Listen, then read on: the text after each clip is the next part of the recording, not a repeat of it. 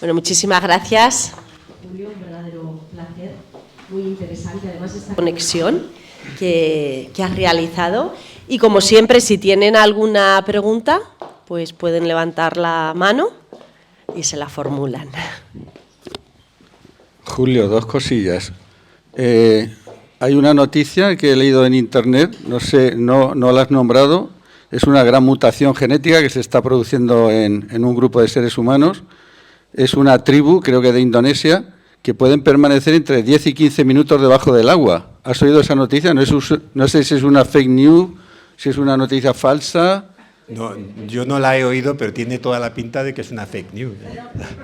Es que digo, se va a convertir en realidad la película aquella de Kevin Costner de Waterworld, que era un anfibio. No, porque además las mutaciones no producen esos normalmente. Ha habido, digamos, grandes saltos evolutivos, pero normalmente las mutaciones lo que producen son efectos mucho más pequeños. Por eso generalmente no observamos los cambios. Lo que se suele producir es la microevolución, como por el ejemplo de los perros que ponía. En la noticia, entonces no la he oído, pero vamos, no lo sé, pero me da la impresión de que es una fake news. En la noticia decía eso, que eran ya medio anfibios. Y la otra pregunta, no sé si yo estoy equivocado, pero me da la impresión que ahora hay más cánceres que nunca. Está habiendo una mutación, está la atmósfera llena de radiaciones que no vemos de todo tipo y está afectando, que está produciendo tanto cáncer, o hay los mismos cánceres de siempre. El cáncer siempre ha existido. Lo que pasa es que afortunadamente ahora vivimos más tiempo. Entonces, el cáncer, que también es una enfermedad de base genética, eso no quiere decir que se herede. De hecho, la mayor parte de los cánceres no se heredan, son esporádicos. Y son el resultado de la acumulación de errores genéticos a lo largo de la vida. De tal manera que si todos viviéramos lo suficiente, probablemente todos acabaríamos teniendo algún tipo de cáncer. Yo ya he tenido el mío, de piel. Un vaso celular que se quitó y bueno, no da ningún problema. Pero repito, si todos viviéramos lo suficiente, probablemente acabaríamos teniendo algún tipo de cáncer. Y ese es el precio de vivir muchos años. Las personas que mueren jóvenes, pues no desarrollan cáncer porque no han tenido tiempo. Gracias. Gracias. Sí.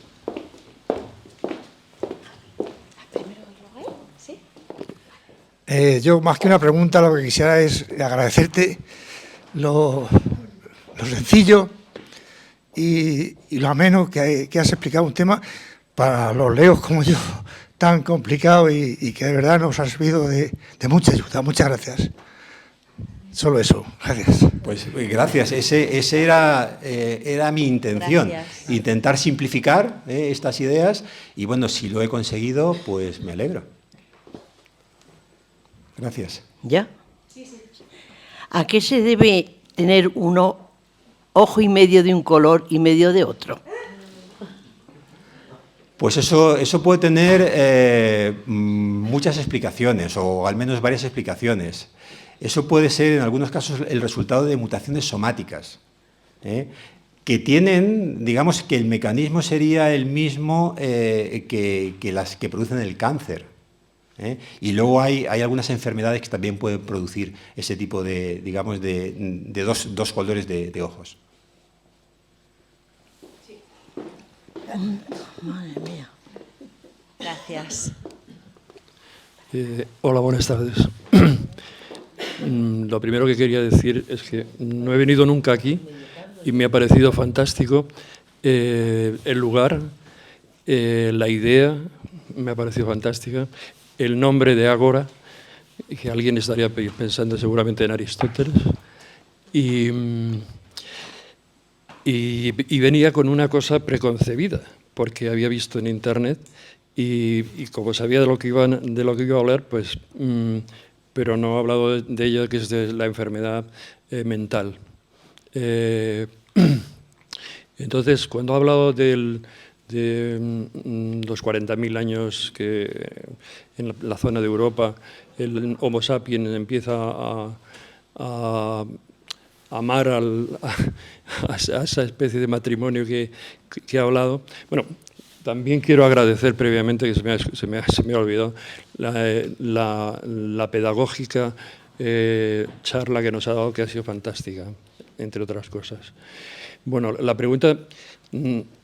va a ser, es que le quiero leer una cosa que no sé, no sé si va a estar de acuerdo, porque yo tampoco sé si es real o no es real, y la he traído a propósito, o sea, porque es de una, lo vi en una, dice, investigadores canadienses han revelado que las personas narcisistas psicópatas no deben ser consideradas como un trastorno mental, por lo que deberían considerarse como una función genética concreta desarrollada mediante mecanismos evolutivos, una ventaja adaptativa propiciada por la evolución natural.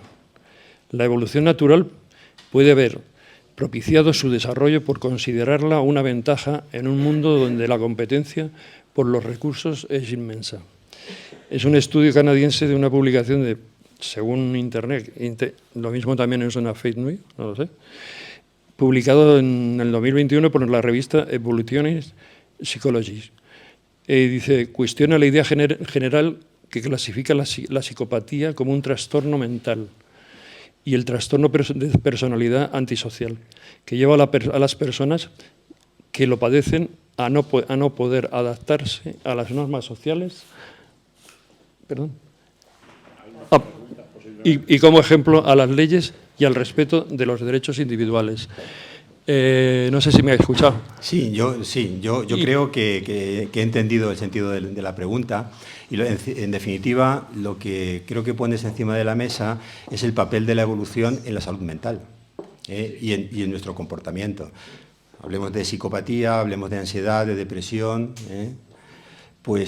y también podemos ver, es un tema difícil porque el comportamiento humano es muy complejo, depende de muchísimas variables, pero desde luego yo creo que lo que está claro es que nuestro comportamiento, muchas de las conductas también han sido moduladas por la evolución y que han sido seleccionadas aquellas conductas que nos han permitido sobrevivir. De hecho, nos llamamos sapiens, pero yo creo que antes que racionales, nuestra especie es emocional y que en muchas ocasiones la razón es guiada por la emoción. Y digamos, desde un punto de vista neurológico, las emociones son más primitivas que la razón. Entonces, todas las emociones cumplen una función, sin ninguna duda. La cooperación. Y además, el comportamiento tiene una base genética. Porque si no lo tuviera, pues claro, la selección natural no podría actuar. Pero el comportamiento, la memoria, características intelectuales, como por ejemplo la memoria, la capacidad de relacionar unos conceptos con otros, eso tiene una base genética. ¿Por qué tenemos memoria? Lo sorprendente es que estas funciones intelectuales que se han desarrollado con esa forma de vida de los cazadores y recolectores que nos han permitido sobrevivir, pues luego nos han permitido hacer otras cosas, ¿vale? Y desde ese punto de vista podemos pensar que las enfermedades mentales en algunos casos pueden ser también un desajuste entre la forma de vida actual y nuestros genes. Por ejemplo, la memoria. La memoria nos permite formarnos, nos permite aprender, estudiar una carrera. ¿Qué utilidad podía tener la memoria para los cazadores y recolectores? ¿Tendrían ventaja aquellos individuos con una gran memoria sobre los que tenían menos memoria? Yo creo que es evidente que sí. Poder recordar, por ejemplo, dónde están los animales, dónde están las fuentes de agua, dónde están las plantas. Eso sería una gran ventaja. La anticipación, en ocasiones la anticipación yo creo que también es una ventaja, pero se puede convertir en una enfermedad, porque si anticipamos demasiadas cosas, podemos tener ansiedad. Pero la anticipación es adaptativa, nos permite sobrevivir. Si yo soy capaz de anticipar, en base a la experiencia, en base a relacionar cosas, si yo soy capaz de anticipar por dónde va a pasar un grupo de animales, igual puedo preparar pues, algún tipo de trampa que me permita cazarlos. Si sabiendo que cuando suceden ciertas cosas en la naturaleza va a pasar algo, también me puedo proteger.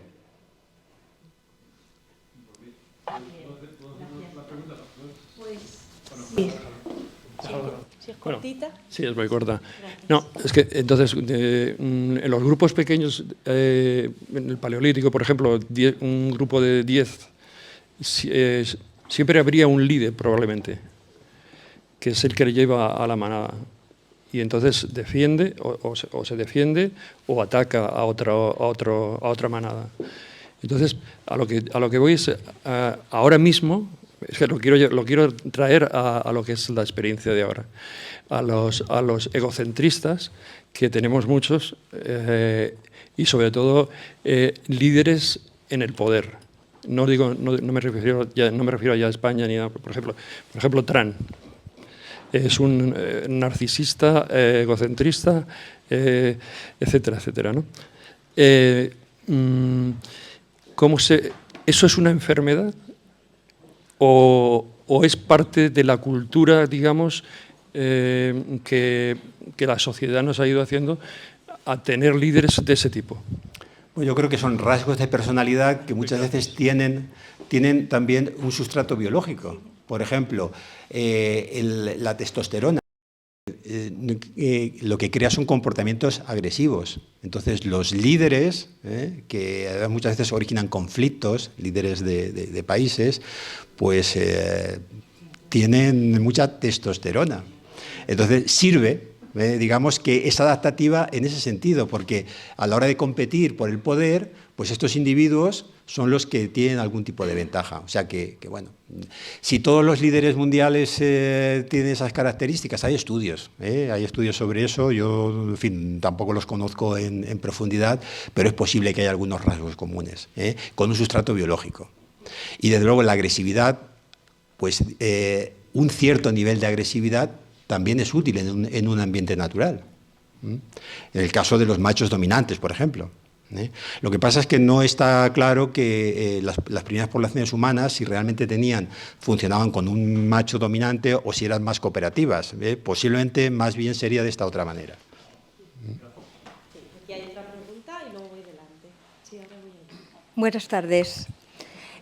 Mire, a lo largo de la historia ha habido muchos cambios de tiempo, ¿no? Calentamientos y glaciaciones.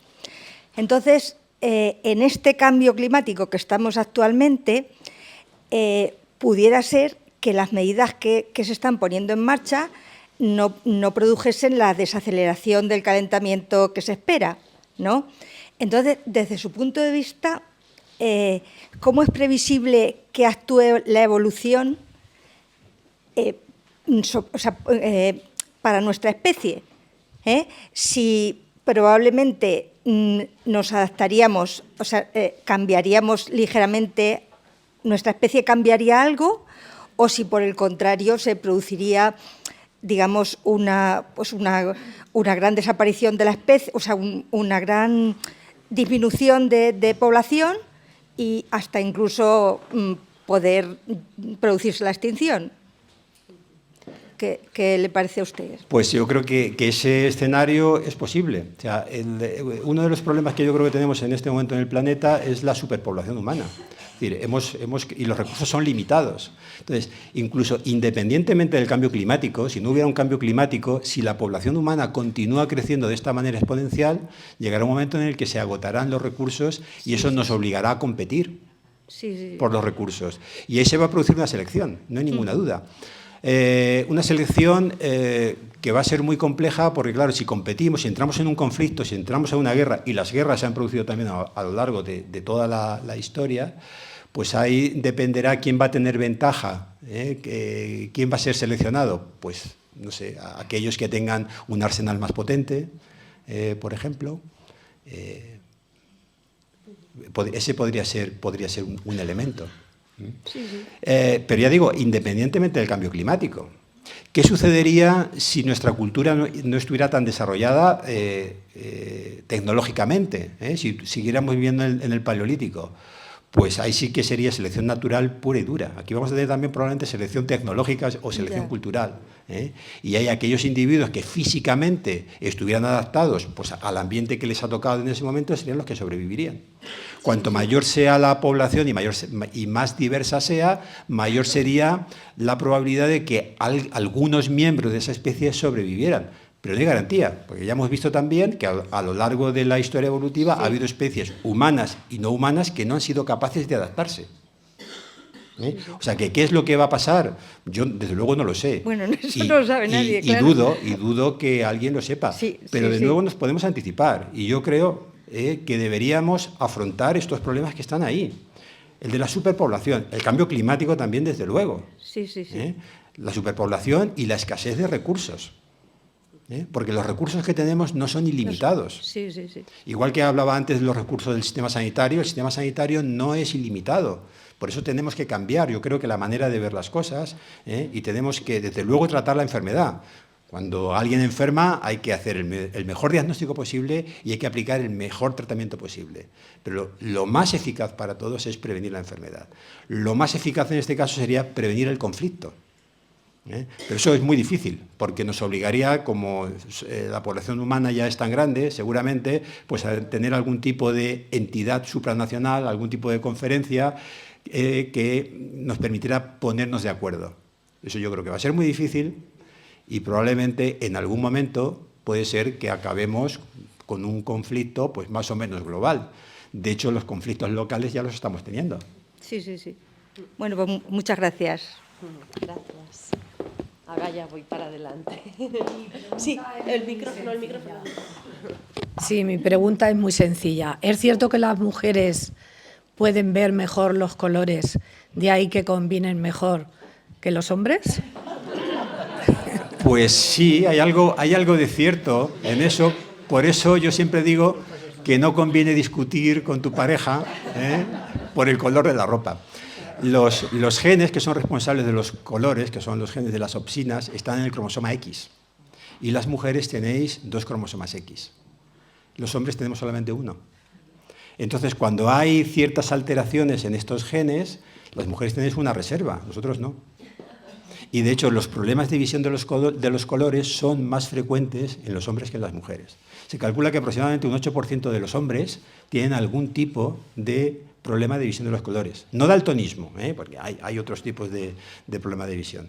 Entonces sí, los hombres tenemos ese tipo de problemas más frecuentemente que las mujeres. De manera que yo lo que os pido a las mujeres es que seáis comprensivas.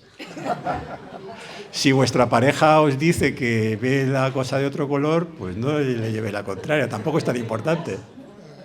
Ahí además, a lo mejor él ve que combina bien. Muy bien. Hola, felicidades, Julio. La verdad es que yo creo que nos has hecho disfrutar a todos, a mí especialmente con la exposición que acabas de hacer. Estos son 2 comentarios, matices. Uno, en la parte final, cuando pones la pirámide de alimentación entera, pues bueno, esa es la alimentación. La pirámide ya aceptada, algunos platos de Harvard ponen el plato, etcétera. Pero ha llamado la atención una cosa que está ahora mismo en candelera y es, aunque ha sido de pasada, el vino tinto o el vino como tal.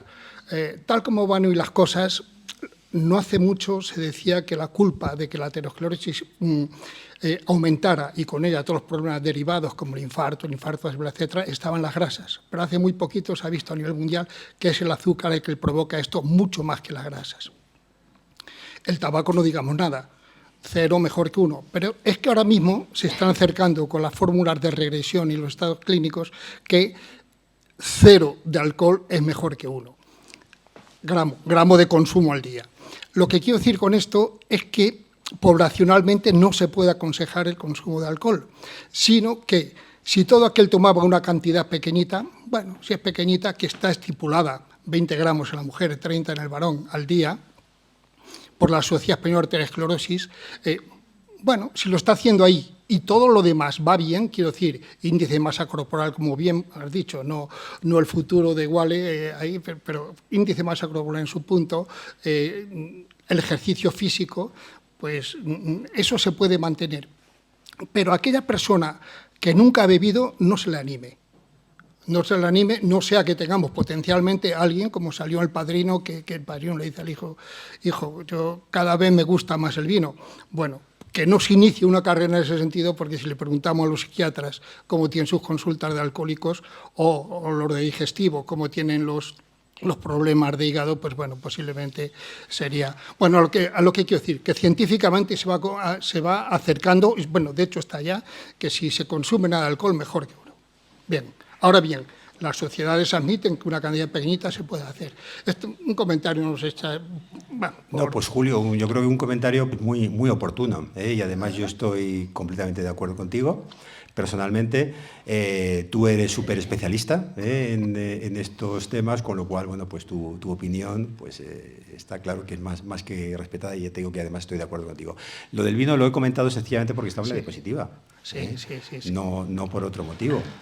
Pero yo personalmente no bebo nada de alcohol. O sea que fíjate si estoy de acuerdo contigo. Bueno, como ha salido al hilo y estamos muchos, sí. por eso... No, y además está bien que lo hayas dicho, por si alguien claro. Lo que ha interpretado es, no, pues me han dicho que un poquito de vino que no pasa nada. Pues efectivamente, hecha la aclaración, si no se toma vino o cualquier otra bebida alcohólica... Exacto, mucho alcohol, justo. Mucho mejor si no se toma. Si alguien lo toma.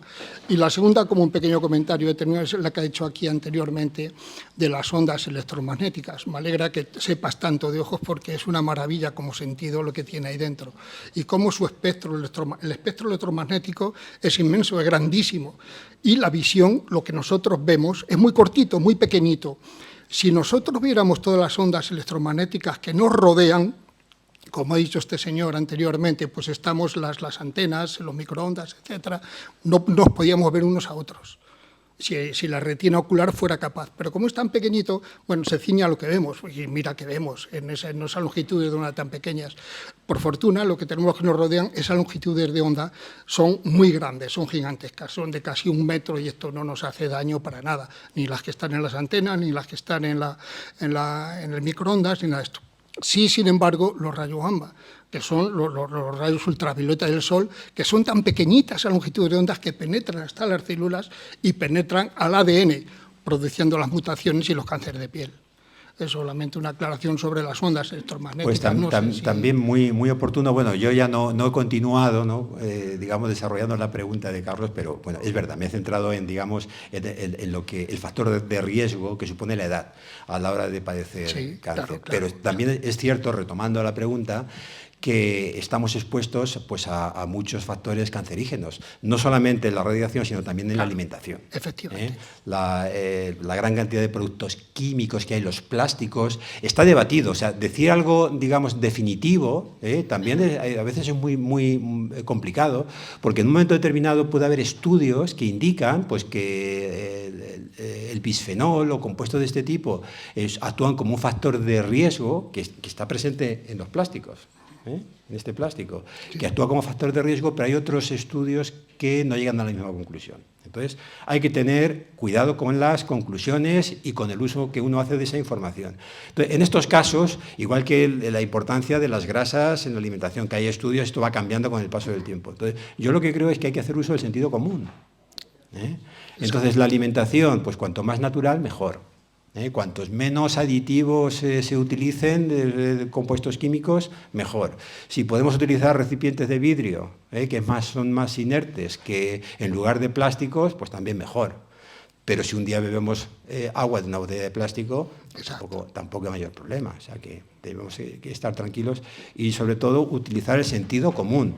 Y recordar el principio, que es la idea sencilla, que te repito, que todos tenemos claro. Ejercicio físico... y alimentación equilibrada y natural. Totalmente de acuerdo. Muchas gracias por tus aclaraciones. Muchas gracias a ti por los comentarios. Gracias. Ahora después voy para allá. Julio, enhorabuena por tu conferencia. No ha habido preguntas por internet, pero sí felicitaciones.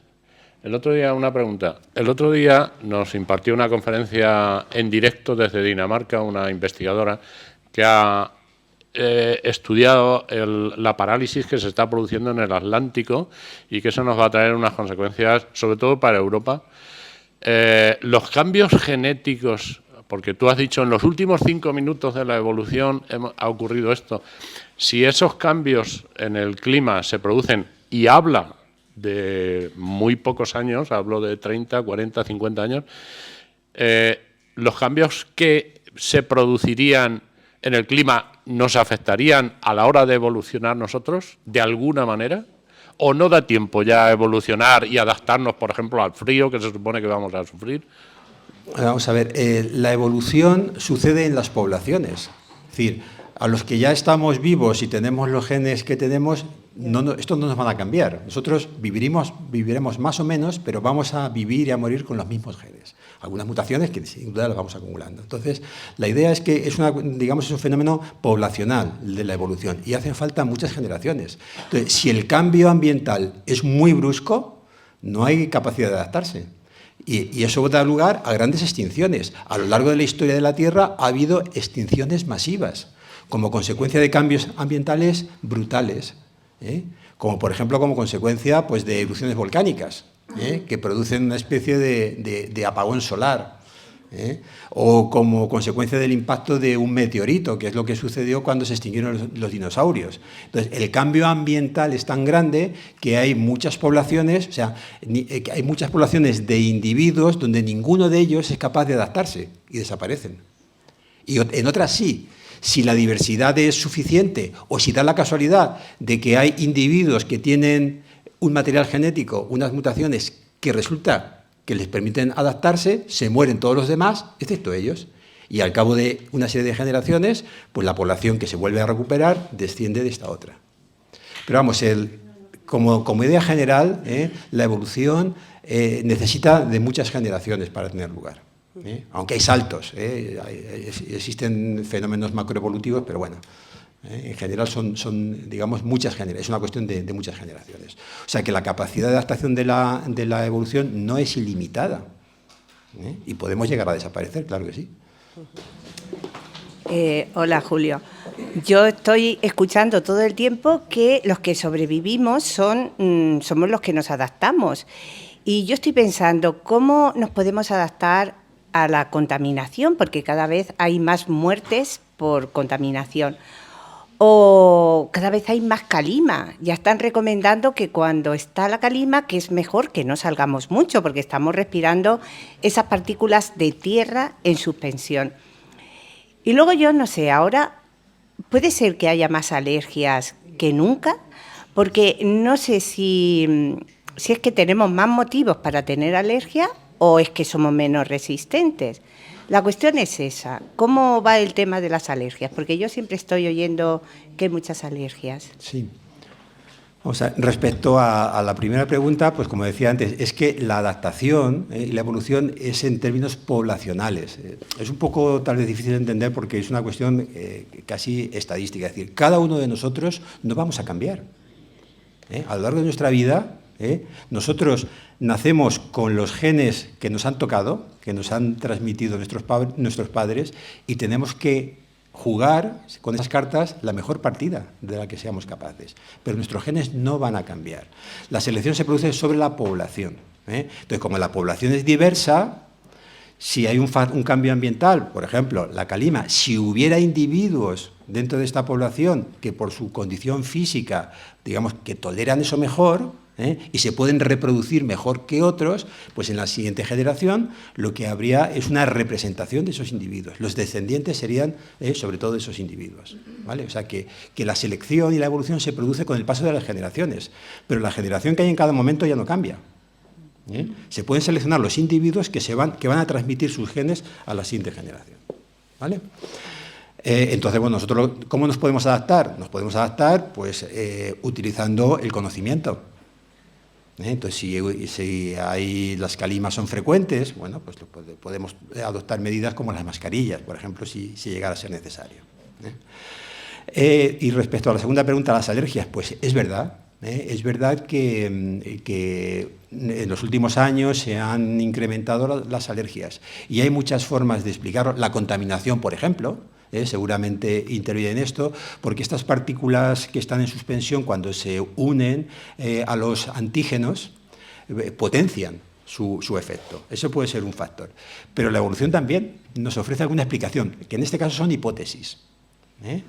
Y entonces, como hipótesis, pues esto es discutido. No sé si habéis oído hablar de la hipótesis de la higiene. O sea, una cosa que también ha cambiado con el paso del tiempo es la higiene.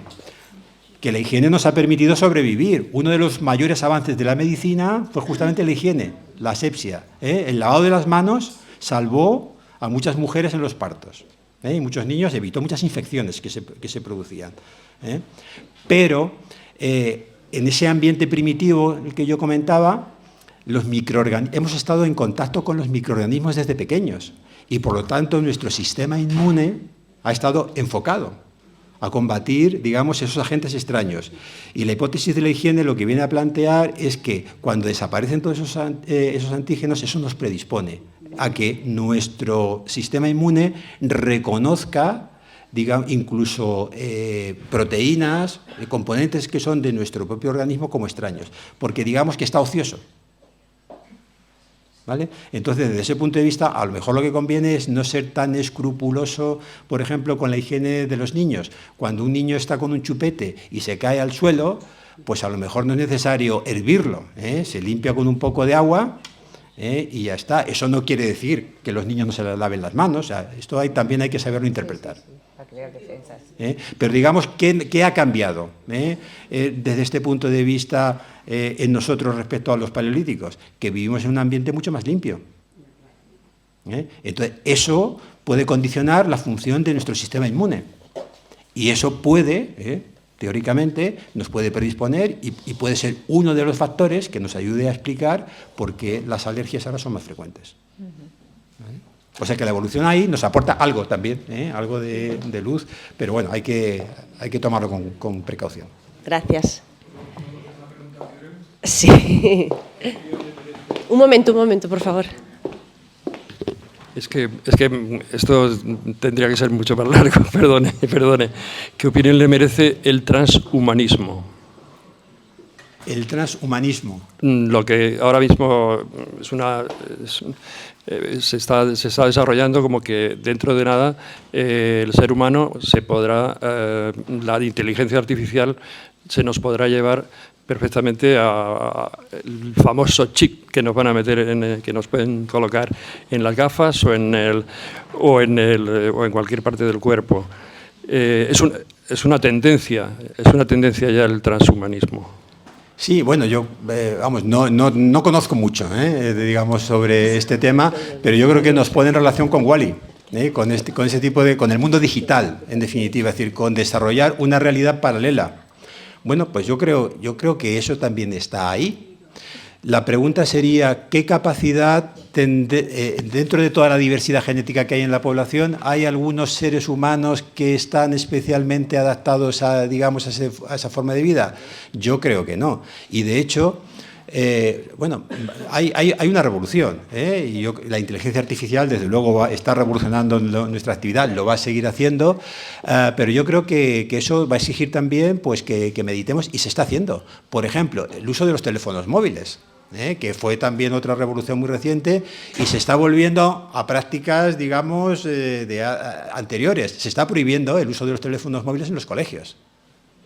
Yo creo que es útil, y además el uso excesivo de estos dispositivos trae problemas de concentración en los niños, dispersa la atención y eso dificulta el estudio, disminuye el rendimiento de los niños. Entonces, si hubiera alguna persona que fuera capaz de mantener una concentración muy elevada en esas condiciones, pues digamos que tendría una ventaja, pero yo no sé si eso existe. Entonces, esto va a impactar. Yo la bola de cristal no la tengo, pero nuestro ambiente está cambiando, desde luego, no solamente por el sedentarismo, no solamente por el exceso de alimentación, sino también por toda la tecnología informática. Y bueno, yo creo que hay que ser conscientes, de nuevo, de dónde venimos, para qué estamos adaptados, para hacer un buen uso. Eso no quiere decir que no se tengan que producir este tipo de avances, no quiere decir que no tengamos que utilizar la inteligencia artificial, que yo creo que puede contribuir al progreso, pero siendo conscientes de dónde venimos, digamos, y de para qué estamos hechos. De manera que podamos sacar, o sea, las ideas, la tecnología, es que tienen la enorme virtud de que pueden cambiar el mundo, para bien y para mal. No sé si he contestado a la pregunta, pero bueno, son mis reflexiones en voz alta. Sí, muchas gracias. ¿Alguna cuestión más? ¿No? Yo creo que eso es.